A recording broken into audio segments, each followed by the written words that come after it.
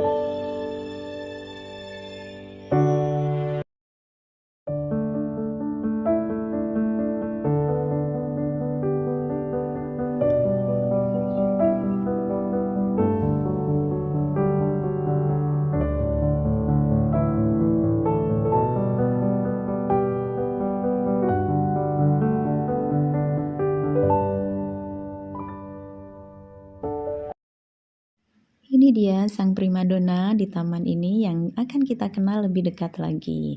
Dan ini adalah klasifikasinya. Familinya Cactaceae, genusnya Echinocactus, nama spesiesnya Echinocactus grusoni.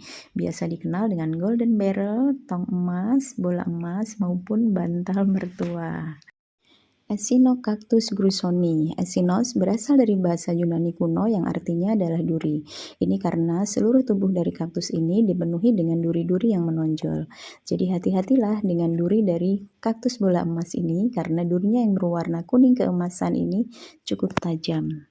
Habitat asli dari kaktus golden beryl ini adalah Meksiko Tengah, tumbuh subur di daerah gurun dengan suhu tinggi dan curah hujan minimal. Sejak awal abad 20, kaktus bola emas ini telah diburu di habitat liarnya sehingga mengalami penurunan spesies yang cukup parah. Tampilan visual dari kaktus bola emas ini memang menawan. Bentuknya bulat dengan duri-duri keemasan yang tertata rapi telah membuat banyak orang memburunya untuk berbagai keperluan, misalnya untuk landscape, taman, dan sebagainya. Walaupun di habitat liarnya kaktus ini terancam punah, namun keberadaannya sudah menyebar ke seluruh dunia. Di tempat pembibitan, di kebun-kebun raya, di taman-taman para pecintanya, atau mungkin di tempat Anda. Semoga saja keberadaan kaktus yang sangat eksotik ini tetap ada di muka bumi. Pertumbuhan kaktus bola emas ini cukup lambat, sehingga diperlukan waktu yang cukup lama untuk mendapatkan kaktus dewasa seperti yang ada di video ini.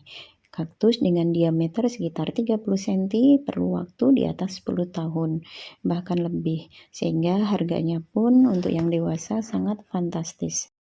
Echinocactus grusoni yang ada di taman ini saya perhatikan tumbuh cukup baik karena mendapat cahaya matahari penuh walaupun ada naungan seperti plastik UV, tapi kondisi tetap hangat dan panas. Kemudian media tanamnya ini seperti pasir atau kerikil kasar yang tentu saja ini sangat porus dan drainasenya berjalan dengan baik sehingga air tidak menggenang.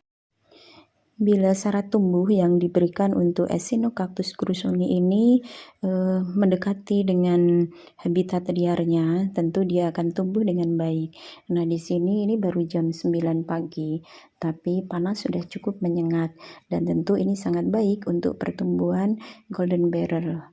Namun bila area tumbuhnya atau tempat tumbuhnya terlalu teduh, maka biasanya cirinya pertumbuhan dari golden beryl ini tidak bisa bulat ya, tapi dia akan cenderung silindris bentuknya. Sebagai tanaman gurun yang mampu hidup dengan kondisi air minimal, tentu penyiraman tiap hari tidak disarankan. Pemberian air yang berlebih pada golden beryl ini karena penyiraman yang terlalu rutin ataupun karena curah hujan bisa menyebabkan perakarannya busuk bahkan akhirnya mati. Jadi golden beryl ini sangat cocok untuk mereka yang tidak punya banyak waktu untuk sering siram-siram.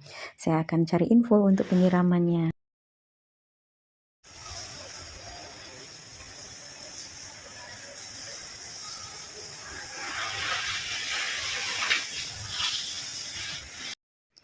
Untuk tanaman hias indoor seperti aneka Divenbasia, paku-pakuan, palem, bakung, dan sebagainya, katanya disiram rutin setiap hari karena suhu udara di sini cukup panas. Sedangkan untuk aneka sukulen dan juga Echinocactus grusoni, ini disiram cukup 1-2 minggu sekali. Penyiraman untuk Echinocactus ini juga tergantung beberapa hal, misalnya suhu, lingkungan, lokasi, dan juga musim. Musim penghujan dan musim kemarau penyiramannya juga dibedakan.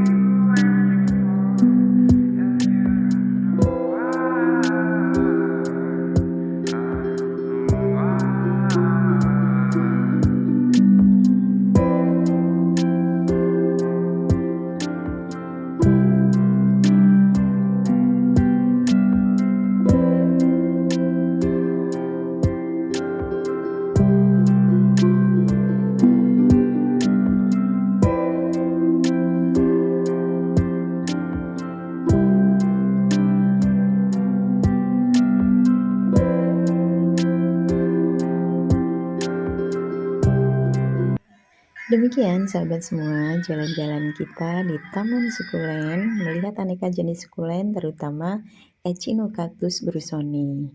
Semoga sedikit informasi yang saya bagikan tentang sukulen dan juga kaktus Echinocactus grusoni ini bermanfaat menambah hasanah pengetahuan kita tentang tanaman. Selamat tanam-tanam, semoga sehat, bahagia, dan berkah selalu.